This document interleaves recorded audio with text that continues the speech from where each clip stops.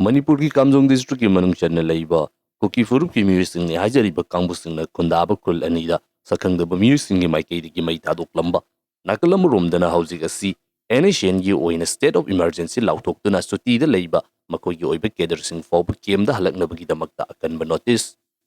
Manipur gi oina thokliba irang asigi matangda lairiba India government ki maikei ki Manipur hairiba state asida yengliba midyeng amasung thokliba irang asina oirakliba singi oiba Paodam United Nations ki headquarter oiriba USA da chatuna Paodam kiba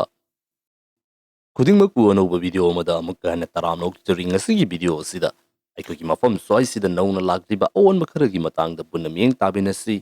ihan hanbada hauji housing Manipur hairiba state asigi manung chana laiba Kamjong district ki manungda laiba kuki furup ki miyosing ni haijariba kangbusing asina khundadina laiba kunani khakta sakangdaba khulai paiba miyoi khara lakduna mai thadok lambagi oiba thogdo ama laikre thokliba thogdo asigi matangda kuki furup ki oina lairiba organization amasung makogi miyosing gi fongdokpagi matung ina kuki furup singna khundaduna lairiba khulani asida khulai paiduna laklaba matungda mai tharamliba miyosing asi naga furup ki miyosing ni maru oina NSCN-IM sing ni haibagi oiba wafom asi yamna kana fongdokli thogdo asigi matangda NSCN-IM gi maikei dagidi Kul may tharam liba adu NSCN-IM ga karigumba hiram amatada mari lainade maram aduna thogdok asida makoiga mari laina hannabagi damakta kukizo furum ki miyosing ni haijariba kangbusing asina silliba adu sendanabagi damakta wafom fungdorakre NSCN-IM gi maikei dagi thadorokliba sengdo warol asida kukizo gi oina lairiba miyosing asigi maikei dagi kariyamnaduna fungdorokliba wafom adu aranbani NSCN-IM asisu nagasing asisu makogi imari oiriba maitai gumna oidaba ngangle haibagi oiba maran sizinbagi oiba wafum amamuk fungdorakli thawdo asi thokraba matungda hairiba mafam aduda curfew thamjinduna amasung ahenba security force kaya ama thajinduna makhatana irang asi chawthoraktuna maruena communal gi oiba line da chalaktanabagi damakta akanba checksing darong lokhatkrabani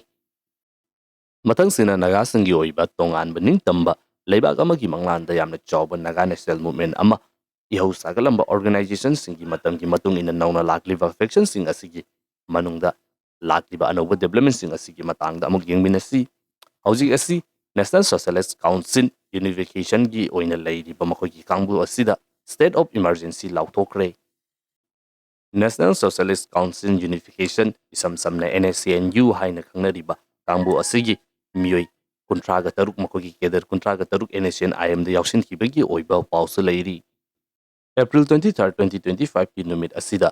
NSCN-U gi oiba luchingba singi oina pangthokiba high level meeting adugi declaration ama oina GPRN NSCN-U gi maikeidagi thengnariba khudong chadaba amasung threatsing asina maram oiduna nagasingna kondaduna leiba mafamsing asida state of emergency asi lauthorakibani NSCN-U gi president oiriba MB Neopau Konyaki maikeidagi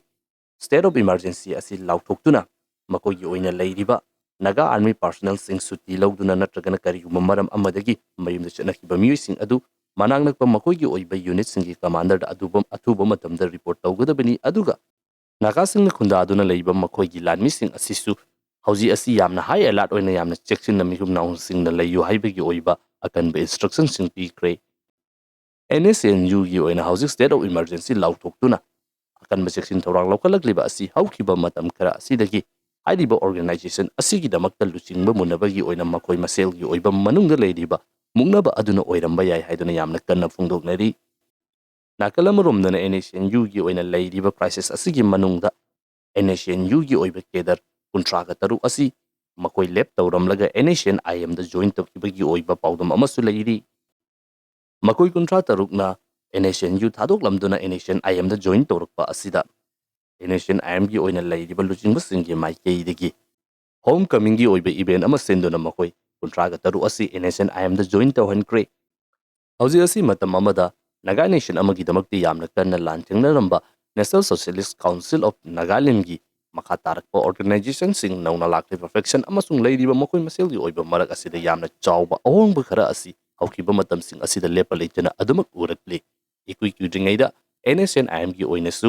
maru oiba luchingba ama asi lep tawramduna ceasefire agreement sign tawna Myanmar da base tawba NSCN gi oiba kangbusing asiga punna chapinaduna makatana lanthengnaragani haiduna lep tawkibagi oiba thogdoksu leiri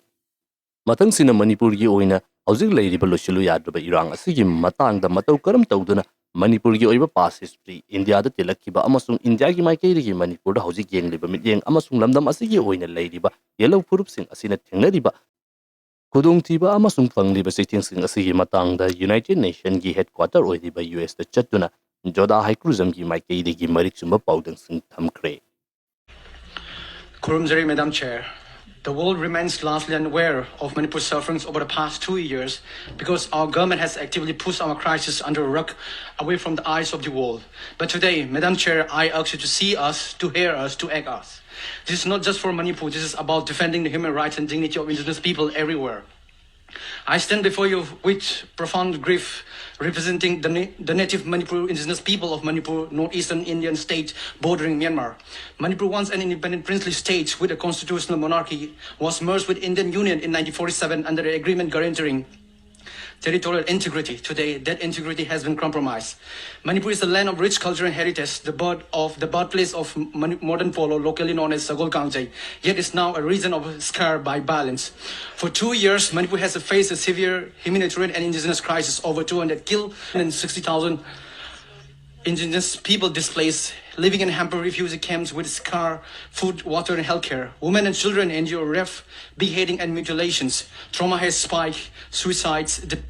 depending the tragedy. The crisis stems from the Indian government's failure to protect its citizens. Decades of unchecked migrations through Manipur porous 398-kilometer Myanmar border have allowed illegal immigrant narco-terrorists to infiltrate as refugees, illegally obtain citizenship and disrupt demographic balance, pursuing an ethnocentric homeland and pre-planned strategy to integrate their inhabited area across India, Myanmar, and Bangladesh under ethno-political entrepreneurs aiming to establish a separate nations. The conflict, often mischaracterized as an inter-community dispute, in truth it's a constitutional crisis, a failure to uphold citizenship laws, governance, and the protection of fundamental rights enshrined in India's own constitution. It has evolved into a regional security threat with